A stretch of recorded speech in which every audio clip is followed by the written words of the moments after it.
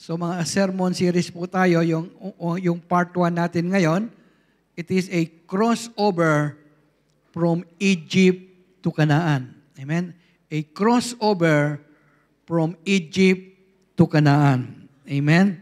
So praise God. So, sinong gustong mag-travel dito? Who loves travel dito? Amen? Gusto ba natin yung mga around the world? Amen? Trip around the world, di ba? Food trip, di ba? O trip to Jerusalem, di ba? Mahirap yun, baka dito lang tayo paikot-ikot. Amen? So actually, we will be going to Jerusalem today. Amen? It's Canaan before. Amen? So, but at this time, as I said, it would be a long journey. Actually, yung Egypt to Canaan, it was really indeed a long journey. May shortcut yan eh. Actually, mga 11 days yan, yung shortcut road. Pero God said, no. Don't go to the shortcut. Mapanganib dyan. Amen? Baka atras kagad kayo lahat. So, God decided on that 40 years journey. Actually, hindi naman dapat talaga 40 years. Kaso masyadong grumblers, complainers, rebellious, nagpaikot-ikot.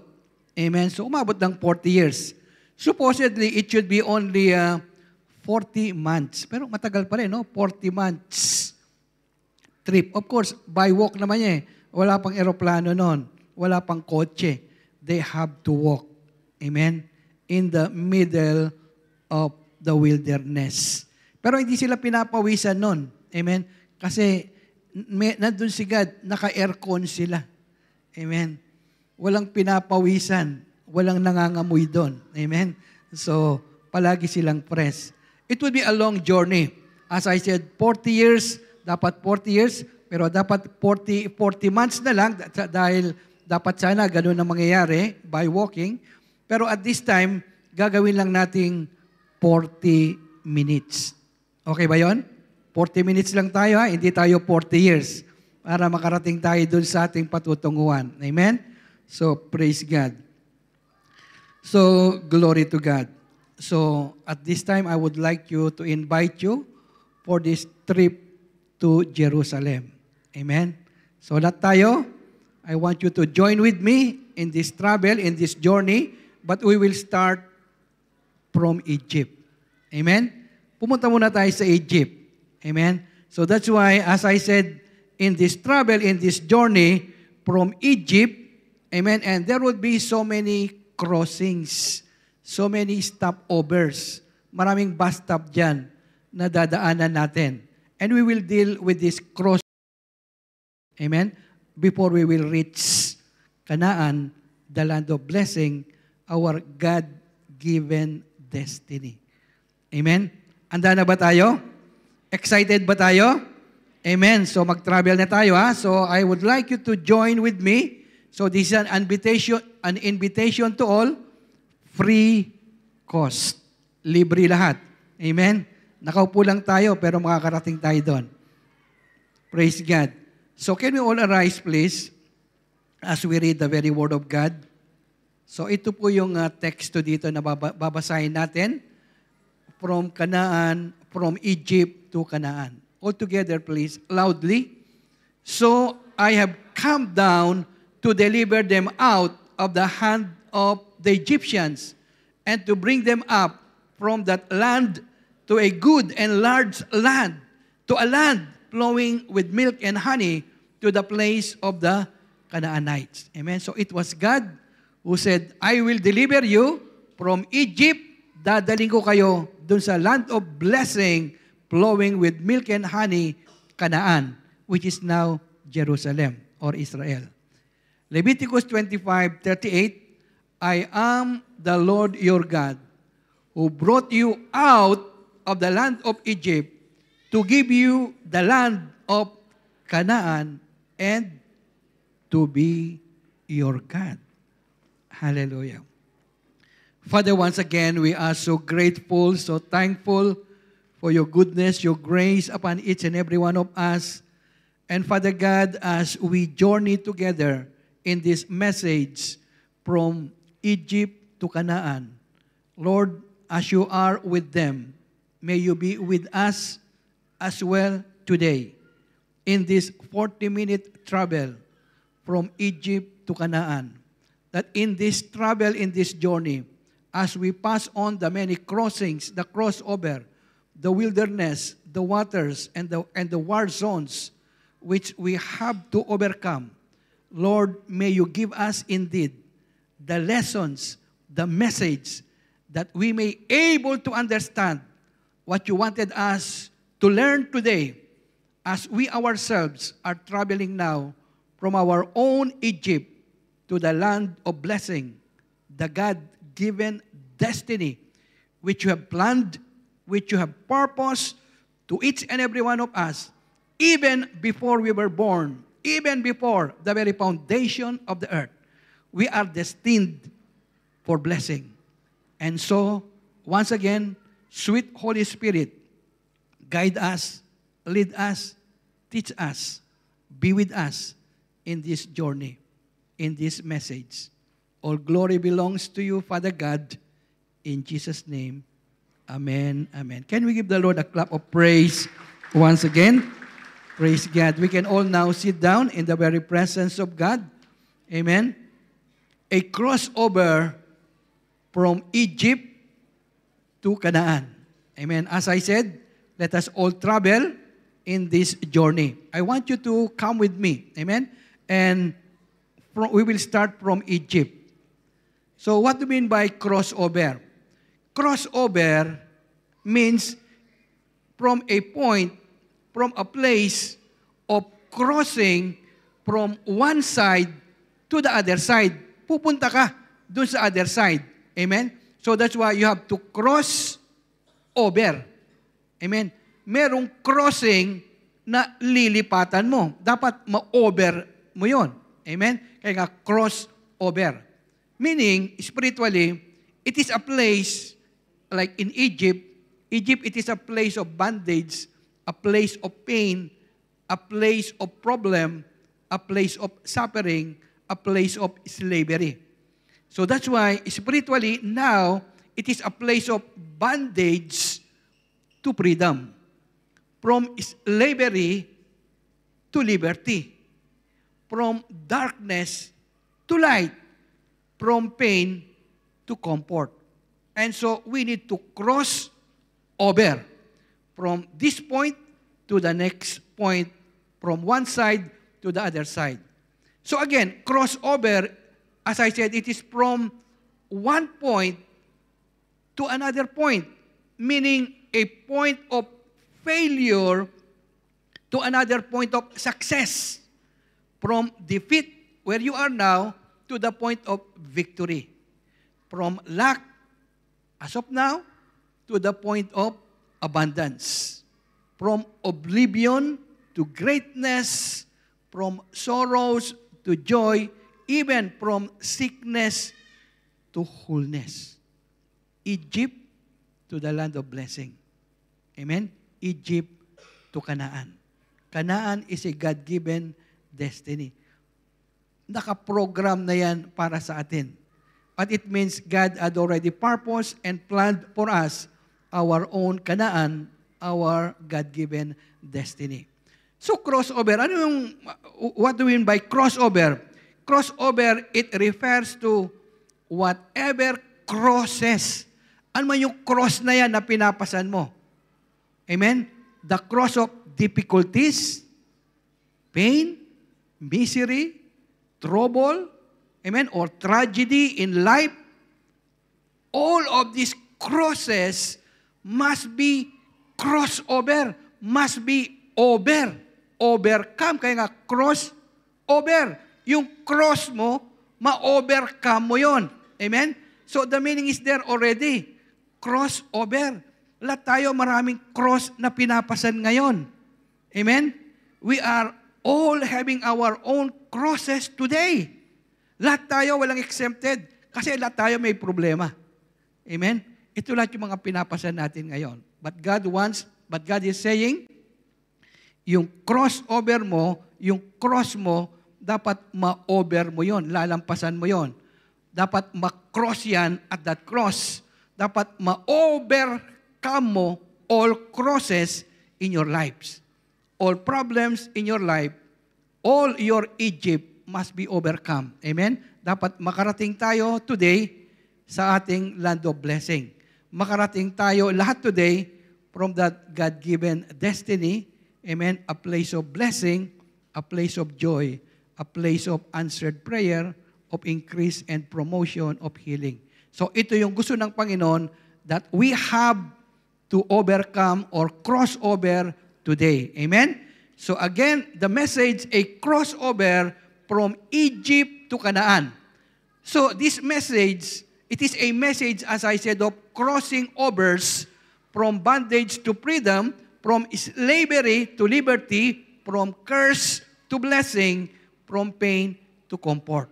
Amen? So I do believe some of us, we are still in Egypt now, our own Egypt, where there is suffering, where there is pain, where there is discomfort, where there is bondage or slavery. But maybe some of us are already on different crossings. Amen? So we will see and move on. Maybe some of us, we are already in the wilderness. And maybe some of us, maybe are at River Jordan. Nandun na. Papalapit na tayo dun sa land of blessing. Amen? So I do believe even each and every one of us, we are already have traveled, and some of us, as I said, maybe from Egypt, yung iba nandun na sa wilderness, yung iba malapit na dun sa Canaan. Amen? Nandun na sila sa Jordan River. Amen? So let us move on. So what God is saying us today, sabi ni God, it is high time for you. Panahon na makarating kayo ng Canaan, ng what we call your God-given destiny. Dapat ma-crossover na kayo. It's time for you to move from your Egypt and move on and possess the land of blessing. Dapat nandun ka na, i-possess mo na. Yung gift mo, yung regalo mo, yung blessing mo. Nandiyan ka na, sabi niya. So what God is telling us, it's delivery time. It's time to leave our past behind and move on to the new things, mga bago, new opportunities, new blessing that God wants us to accumulate or to achieve. And at the same time, God is preparing us for these new things. So it's time for us to leave our old sinful nature, amen, and move on to the new things that God is about to do in our lives. Amen? Gusto ba natin yon? We need to move on from old to the new things. It's time to cross over. Sabihin mo sa katabi mo, it's time to cross over. Amen? Kalimutan na natin yung previous, yung luma. God is doing new things in our lives. Amen? The old has gone, the new has come. Hallelujah! Pwede po bang palakpakan natin ang Panginoon? The old has gone, the new has come, and we are here now to journey, as I said, from Egypt to Canaan. It is a message of many crossovers. Maraming mga pagsubok na dadaanan mo dyan, mga trials and testing, bago ka makarating dun sa lupang pangako, dun sa blessing ni God, dun sa dreams mo, dun sa inaasahan mo. So that's why here in this message, we have 3 major crossovers which we need to discuss. And these crossovers, it does not only pertains to the Israelites, to God's people, but even for you and for me also. Amen? So let us move on. Cross over the waters. It refers to secular, the world. Ito yung what we call our external enemy. We need to cross over wilderness. Ang wilderness niyan, tinetesting ka niya dyan. It refers to yourself. Dapat matransform ka dyan in the wilderness of life, in the barrenness of life. This is what we call internal enemy. Kanina, external. Amen? We will deal with that external enemy.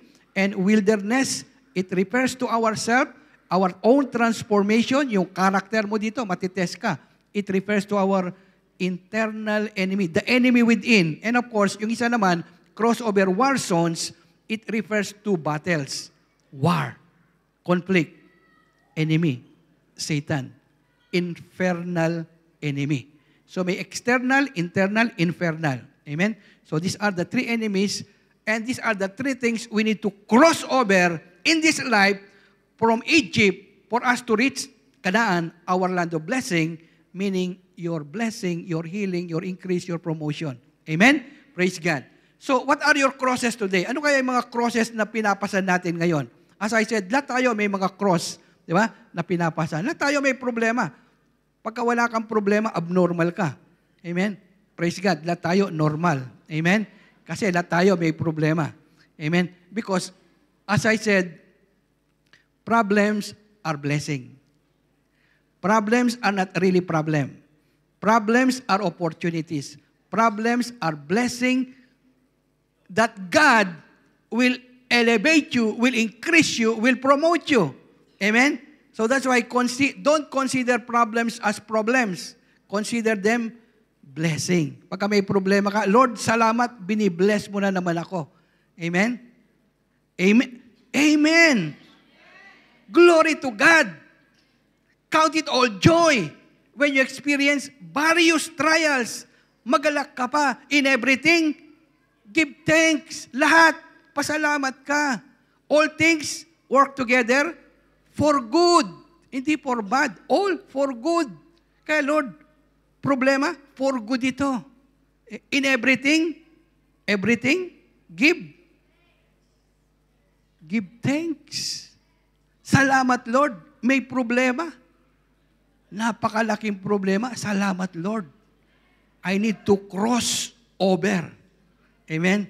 I need to overcome. Of course, we cannot do all these things only with God. Amen? So that's why even in this journey, in this 40 years journey, God is always with them. God's presence is always there. So that's why hindi sila nagkulang, hindi sila nagutom, hindi sila nanghina, walang nag-collapse dun sa wilderness, walang na-dehydrate doon, walang na-heart attack doon. Kasi God is always with them in this journey of life. Kaya pagkakasama mo si God in this journey of life, everything will go smooth. Walang problema sa buhay. Because the God of heaven and earth is with you. The Creator. Amen? The all-powerful. Everything is in the hand of God. Amen?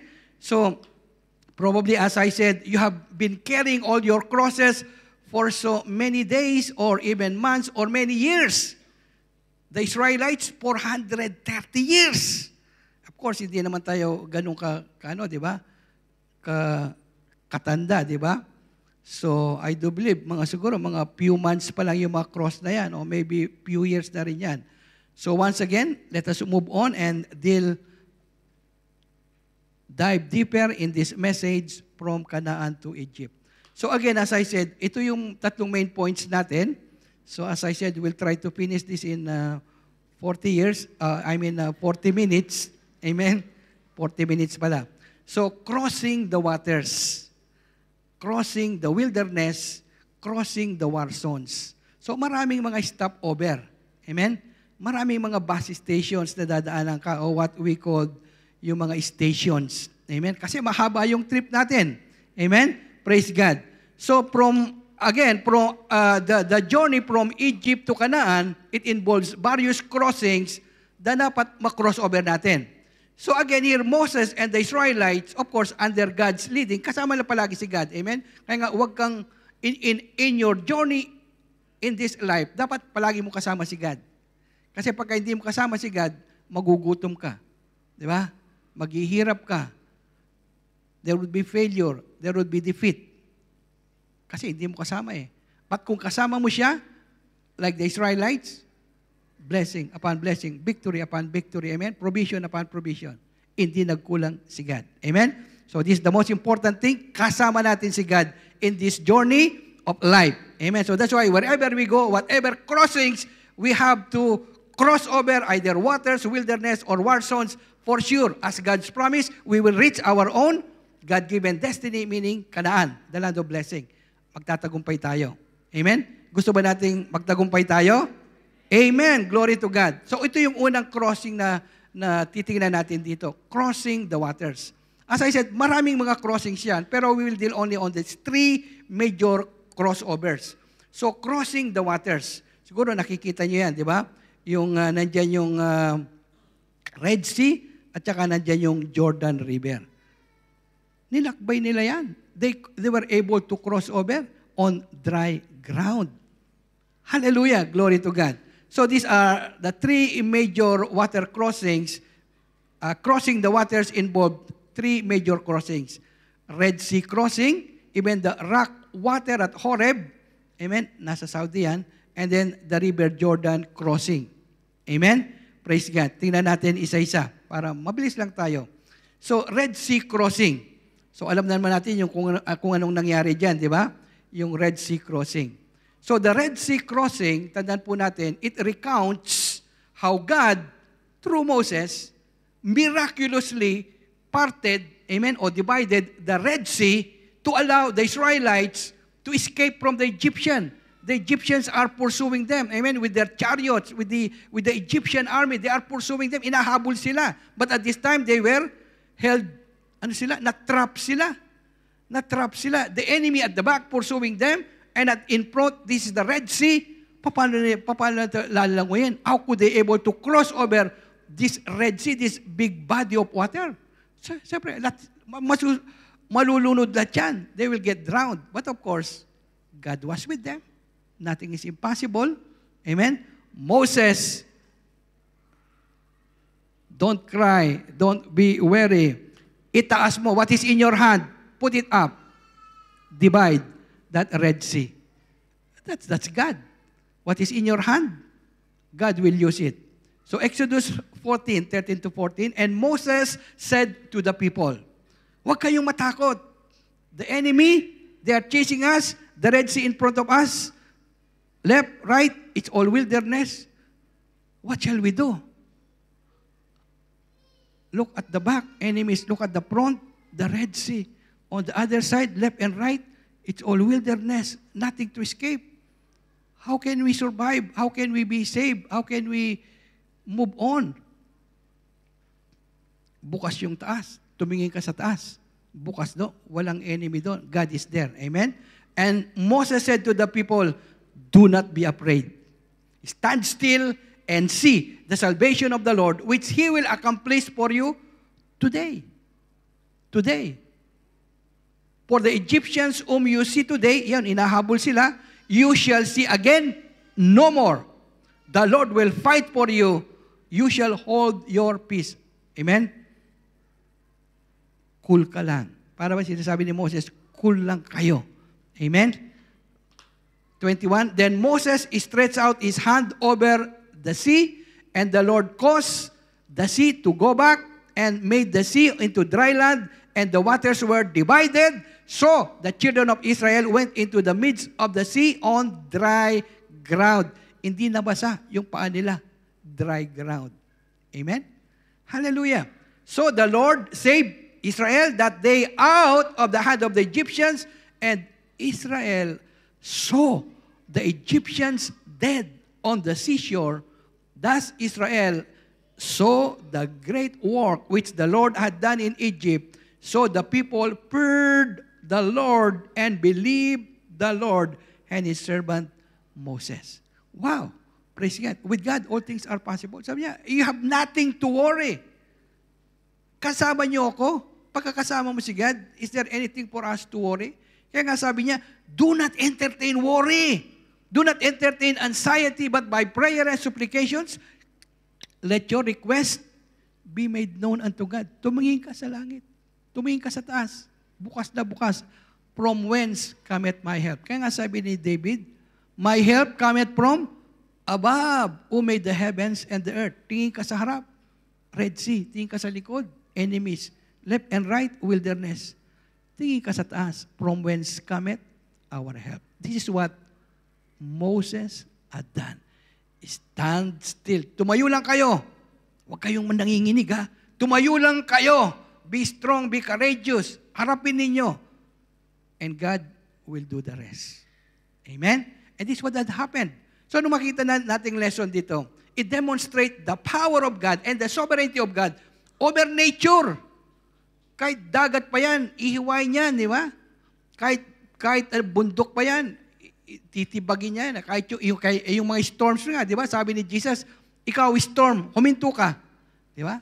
Power over nature. And also we can see God's faithfulness in fulfilling His promise to His people. Sabi niya, dadalhin ko kayo dun sa land of blessing eh.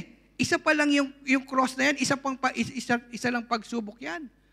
Pero pangako ko sa inyo, dadalhin ko nga kayo dun eh. So what it means, kahit anong mga crossing yan, sugrado, makakarating ka dun. Kung kasama mo si God. Amen? His faithfulness, sinabi niya, I will bring you. Hindi niya sinabing, I may, o probably, pero sinabi, I will bring you. Sugrado, tinitiyak ko sa iyo, dadali ko kayo doon. So at the same time, it is a powerful display of God's judgment against those who oppose Him. Ito mga Egyptians, di ba? Ito mga enemies, chasing God's people. Anong nangyari? They were all drowned, dead at the seashore. God will destroy every enemies that is trying to pursue God's people. Again, all our enemies will be destroyed by God. Amen? They can never pursue us. They can never chase us. God will drown them also in the midst of that Red Sea. Amen? So, again, we need to trust God's deliverance even when we are facing impossible situations. Meaning, and at the same time, we need to obey. Mag-obey lang tayo. God's command. Overcome fear with faith. Huwag kayong matakot. Kaya do not be afraid. Amen. Because fear comes from the enemy. God said, I have given you power of love and of sound mind. Not timidity, not of fear. So we need to overcome fear with faith. At the same time, nagpuri sila. They praise God because of their deliverance. We need to praise God as well. Every deliverance, every answered prayer, thank you, Lord. Thank you, Lord. I praise you. I worship you. Amen? Kailangan natin yon to acknowledge that God is working in our lives. Pangalawa, rock water at Horeb. Amen? So nakita nyo yan. Siguro na you can still picture the other side na nandiyan yan sa Saudi Arabia. Amen? So yung ating mga kapatiran, nakarating na dyan. Amen? So, the rock at Horeb. Kasi at this time, of course, they are on their wilderness journey. Mainit. Of course, sabi na dito, Moses, uhaw na kami. 3 days na. Anong gagawin namin na walang tubig? Ito, reklamo sila rito, di ba? So, ito yung what we call the splitting of the rock at Horeb. Ito, inampas ni Moses dito, strike the rock. It refers to an event where Moses, as instructed by God, sabi ni God, Moses, you strike the rock.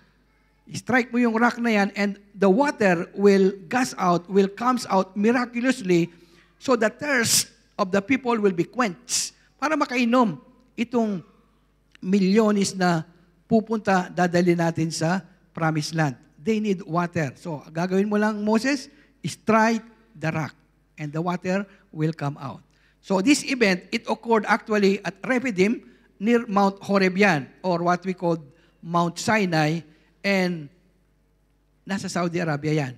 Amen? So, I do believe lahat ng mga maraming kapatiran dito nakarating na mismo dyan sa lugar na yan. Amen? Yan yung biyak na bato na yon. Amen? Nasa Saudi yan. Amen? So, praise God. So, in Exodus 17:6, nakarecord yan. And the people thirsted there for water. And the people complained, of course, complained against Moses and said, why it is you have brought us up out of Egypt to kill us with thirst? Wow. Pangalawang pagsubok, di ba? Thirst. They need to cross over their thirst. So Moses cried out to the Lord saying, what shall I do with these people? Masyadong reklamador yung mga tao na to. Nag-cross na nga tayo ng Red Sea na nauhaw lang sila. Anong gagawin ko? Milyones yan. They are about to destroy me. They are ready to stone me. Wow. And the Lord said, Moses, ito gagawin mo. Go on before the people. Behold, I will stand before you on the rock. Nandiyan ako on the rock in Horeb, and you shall strike the rock, and the water will come out of it, that the people may drink. And it happened. Amen? So praise God. So anong lesson dito? So what God is telling us, yung provision ni God, God's provision and faithfulness, it's always there to meet our needs. Hindi magkukulang si God. Kaya nga, kanina kinanta natin, Jehovah Jireh, the God who provides. Ano man ang pangangailangan mo, call unto me. Kaya nga si Moses, God, anong gagawin ko dito? Anong sabi ni God? Sige, Moses, yung tungkod mo, strike mo yung rock na yan. Okay? So, the rock at Horeb interprets as a type of Christ. Yan. As Jesus was struck on the cross, comes out the living water. Amen? So, a type of Jesus, the rock of all ages. Amen? So, the dangers of grumbling and complaining before God. So, huwag tayo magreklamo. Amen?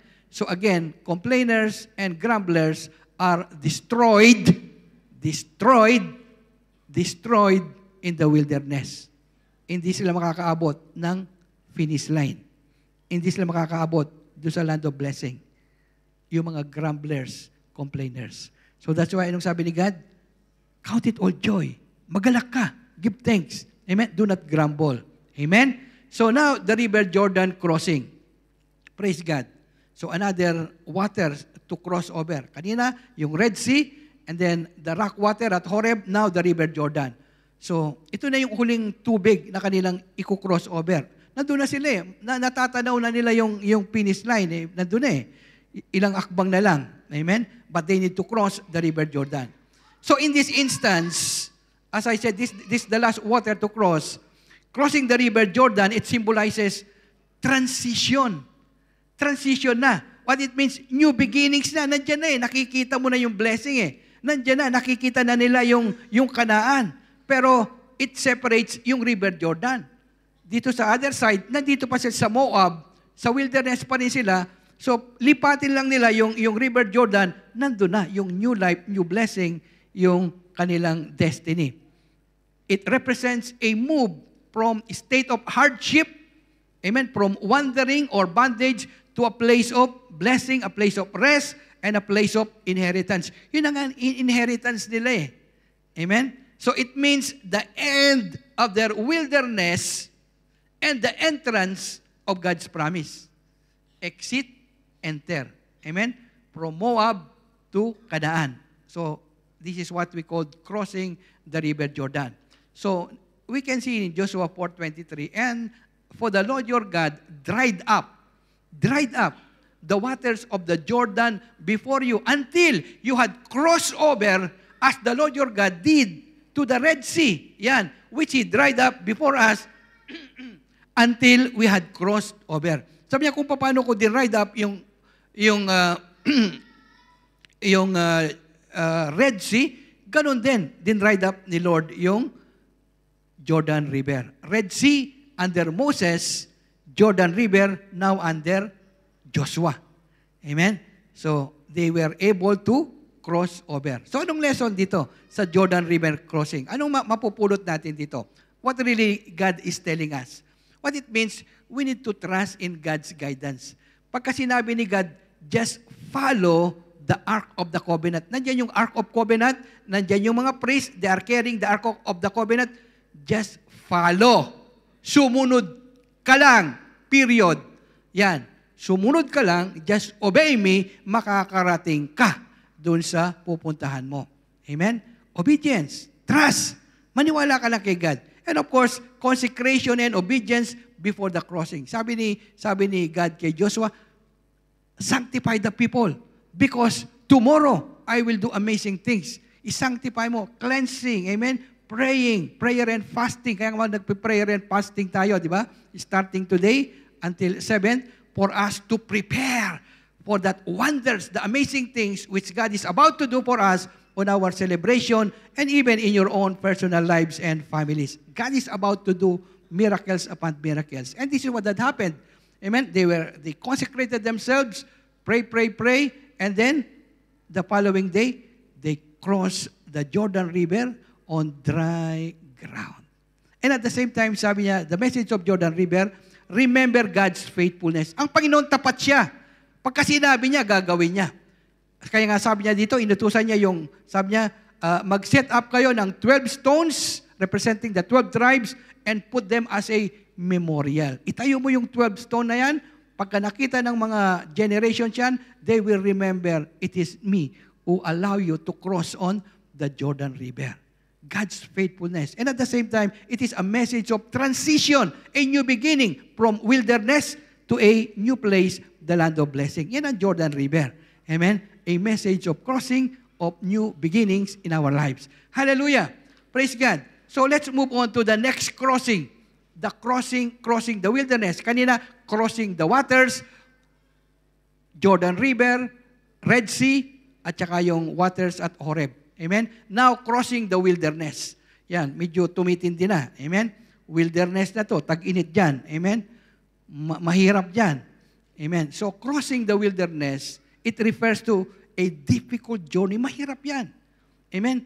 As I said, most probably, lahat tayo nandito ngayon sa wilderness journey natin.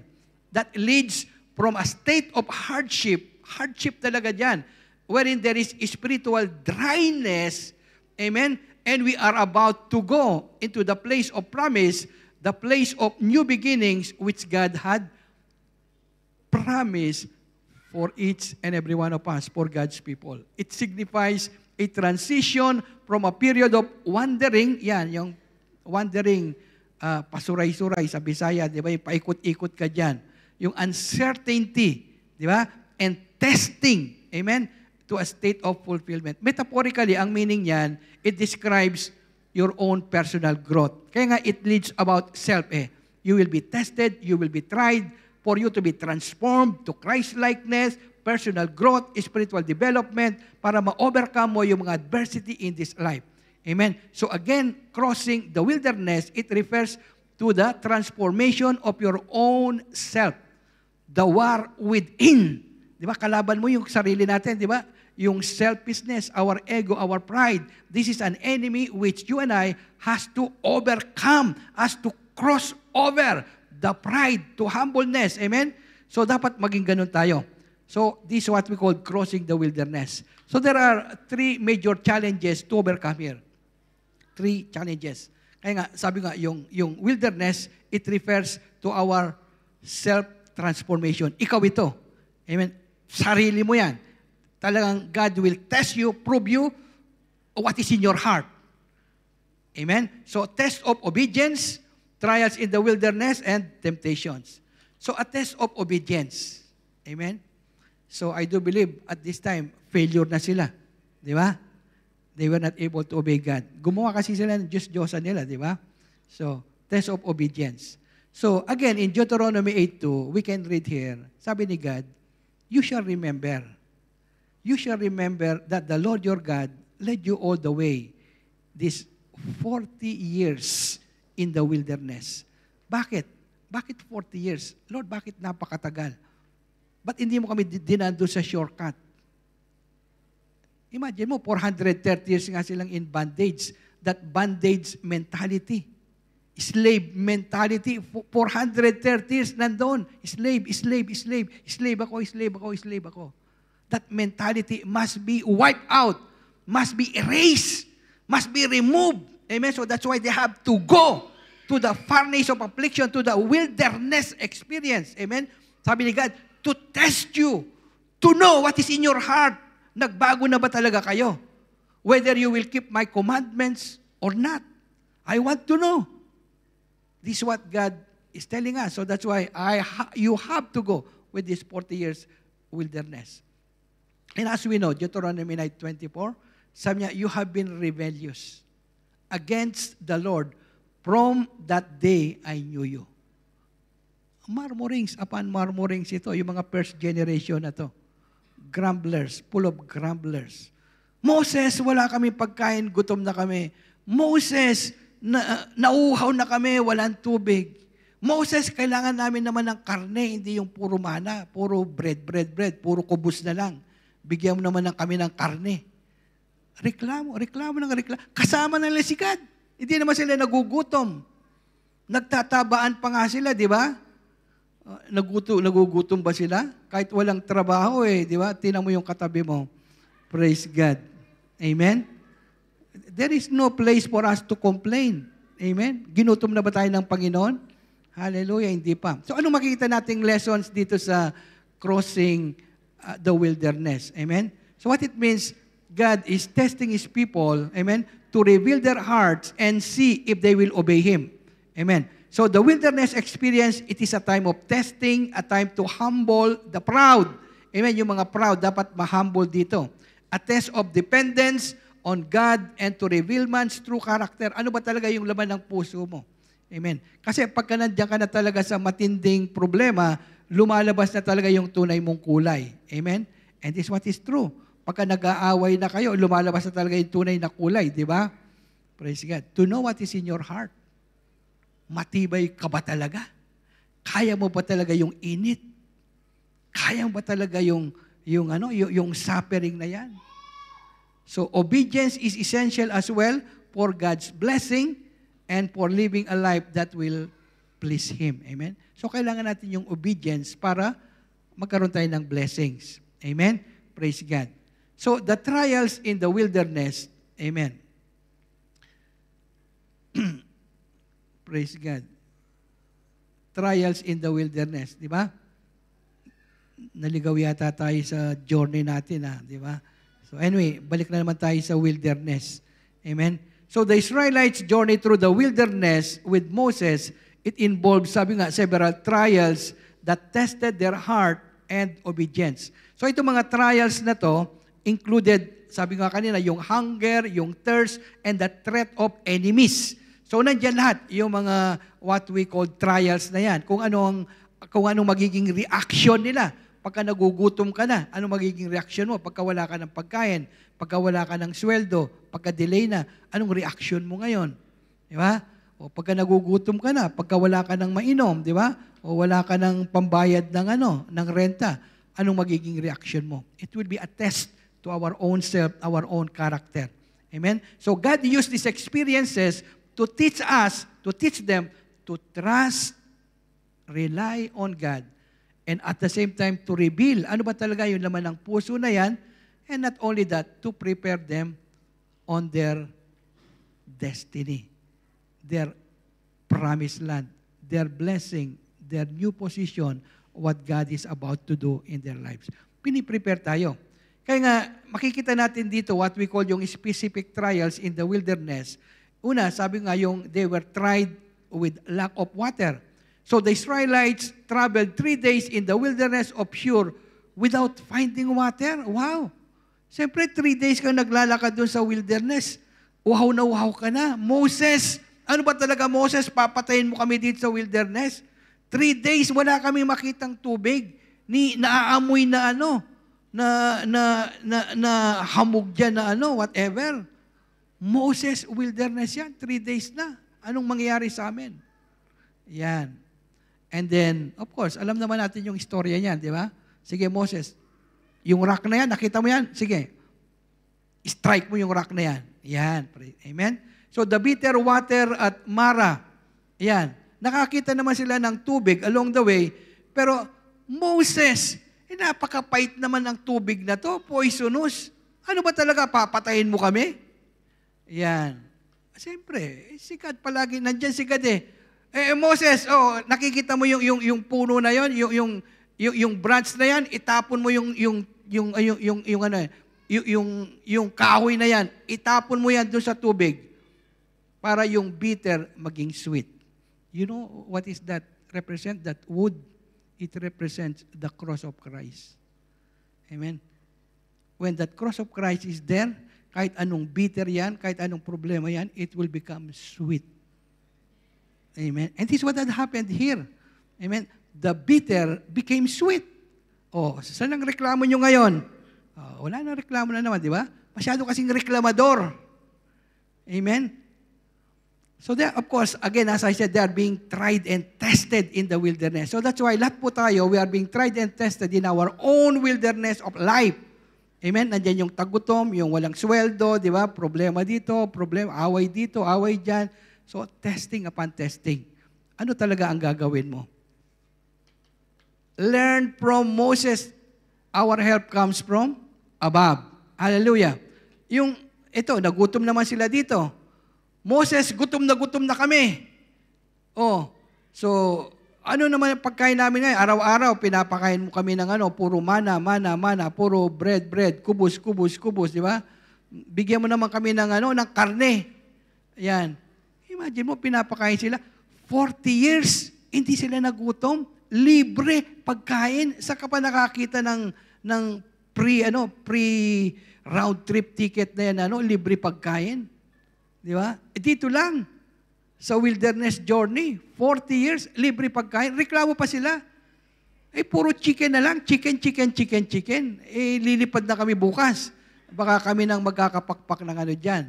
So, sige na nga, pagbibigyan ko kayo. Ayan. God, i-provide mo nga yung meat. Ayan.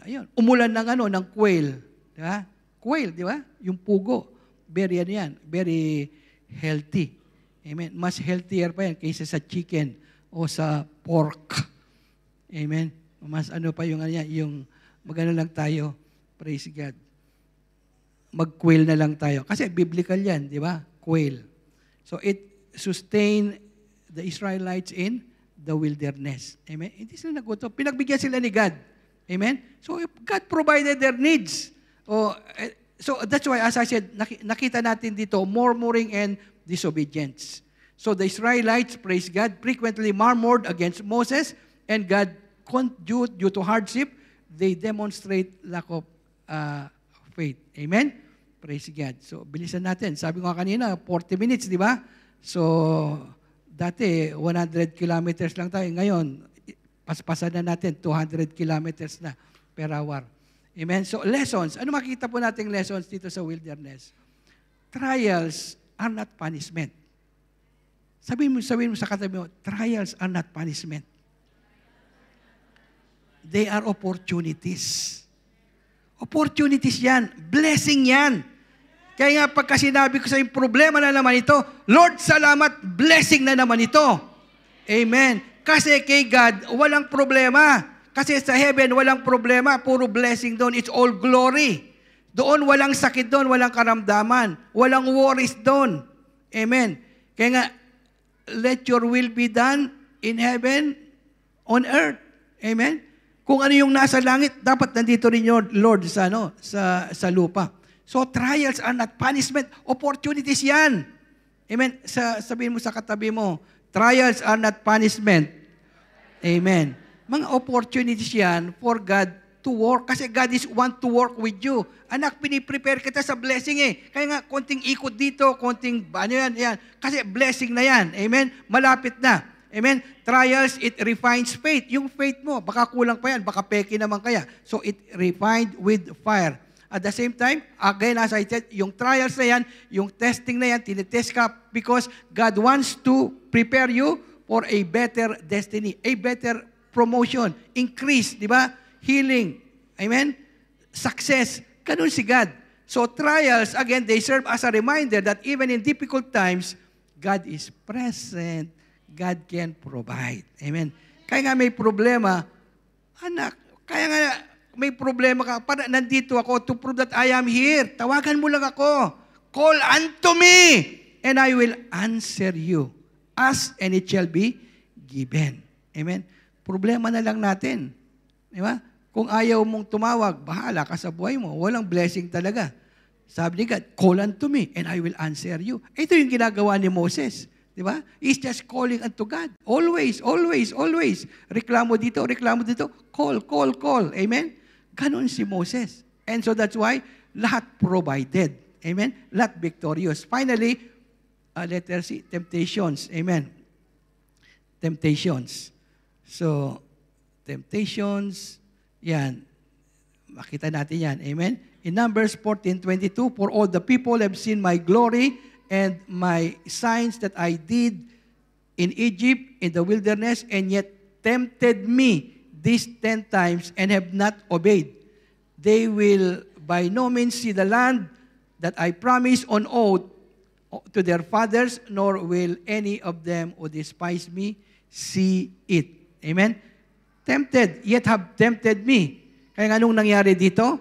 The carcasses of you who have complained, yan, against me shall fall in the wilderness, all of you who were numbered according to your entire number. Sabi niya, from 20 years old and above, except Joshua and Caleb, lahat mamamatay.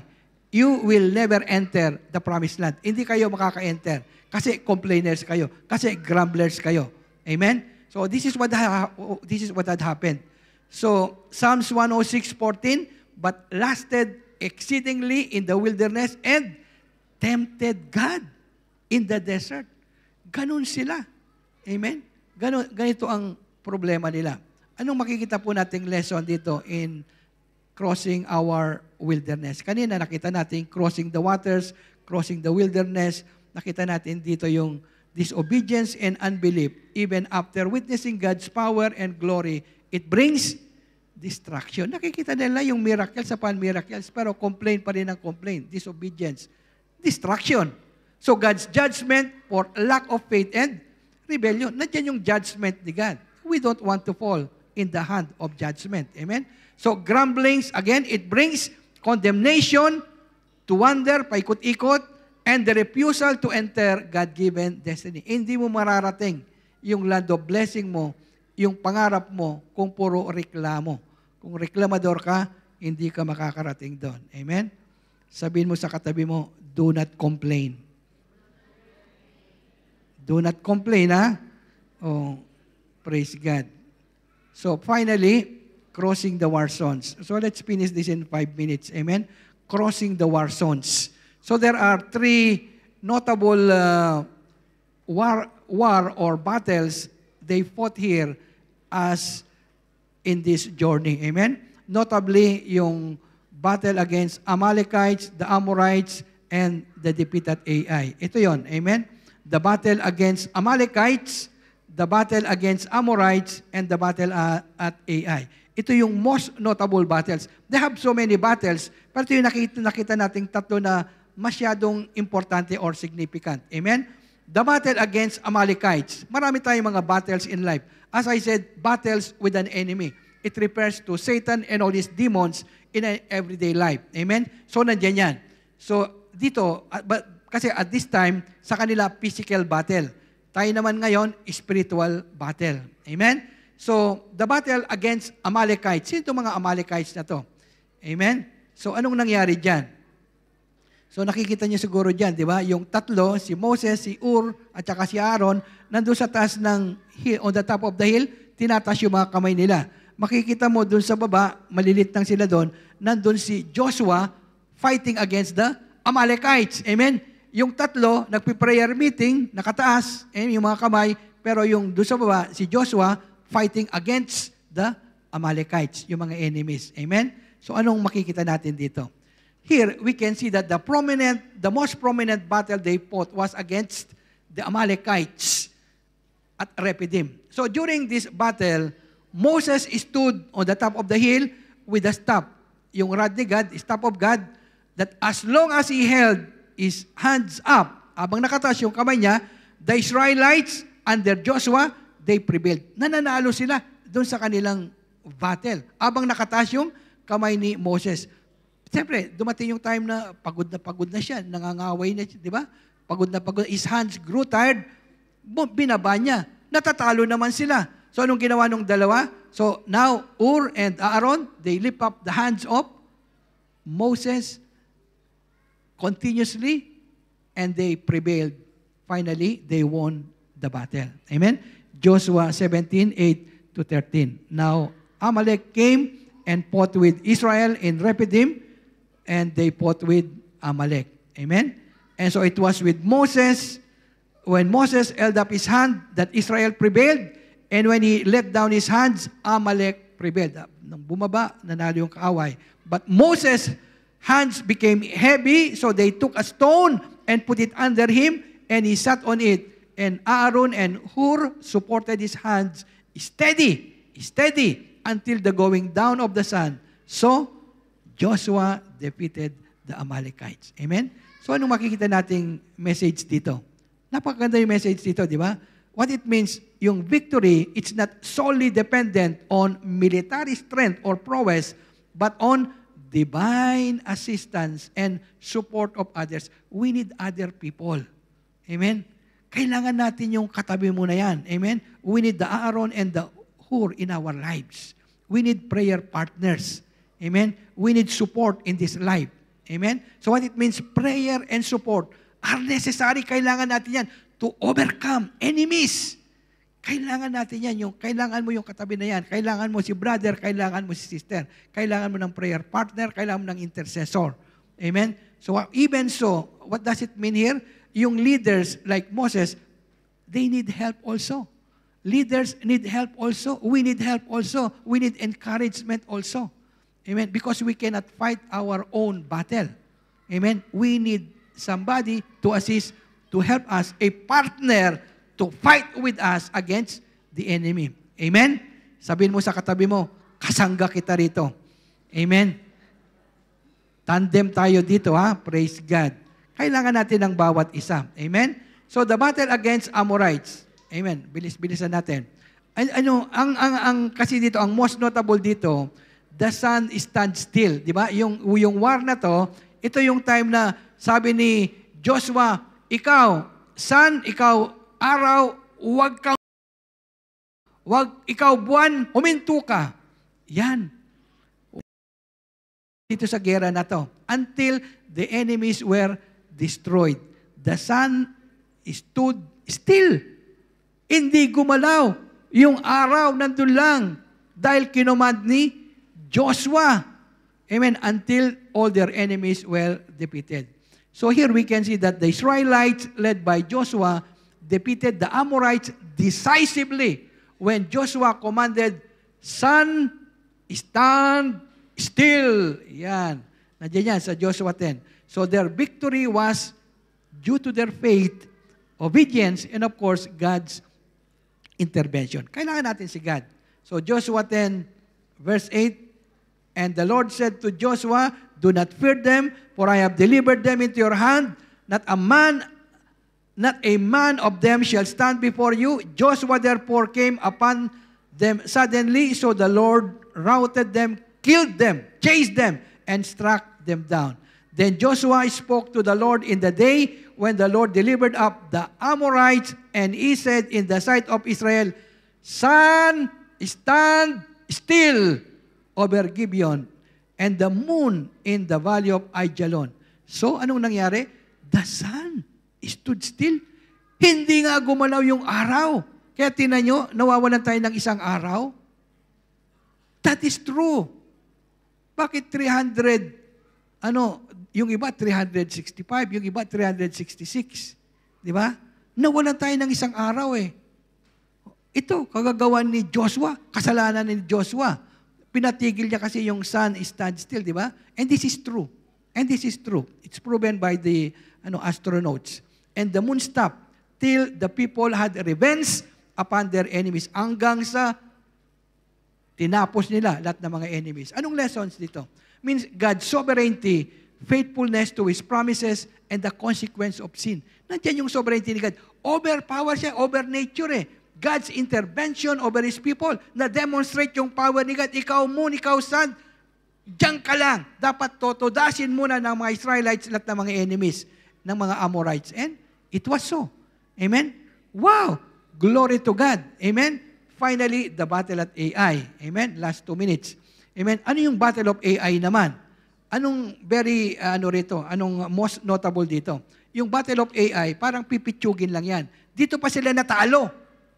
Yung pinakaduwag na kaaway, dito pa sila natalo. Anong nangyari dito?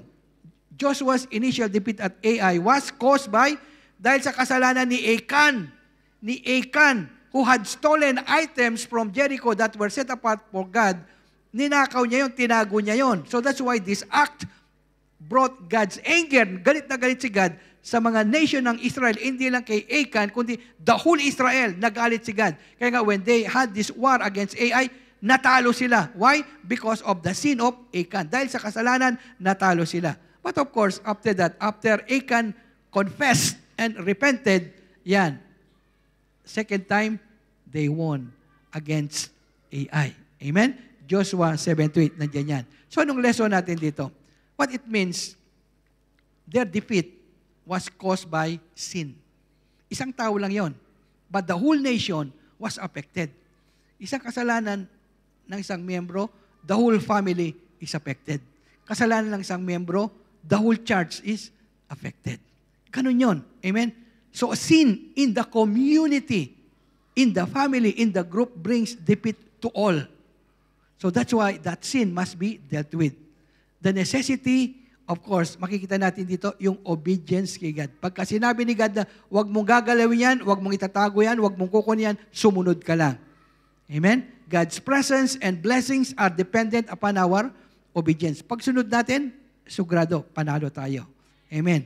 Sin must be dealt with before victory can be achieved. Glory to God. 12:00 na tayo. Amen. So, praise God. Conclusion na tayo. Pwede po tayong tumayo. Amen. So, what it means from Egypt to Canaan, it reminds us yung faithfulness ni God, yung divine power niya in delivering His people, and of course, ang deliverance niya from bondage to freedom. Every crossing in life can be crossed. How? Through faith, obedience, and trust in God.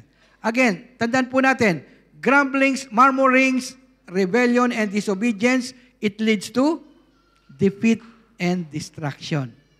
Amen? Bawal yung reklamo. Amen? Kahit anong nandyan, salamat. Walang pagkain, salamat. Walang sweldo, salamat. Ganyan. Amen? Because when you do that, when you obey God's word, God will do the battle for you. God in turn will come into the picture to do, amen, to provide what you lack, what you need in this life.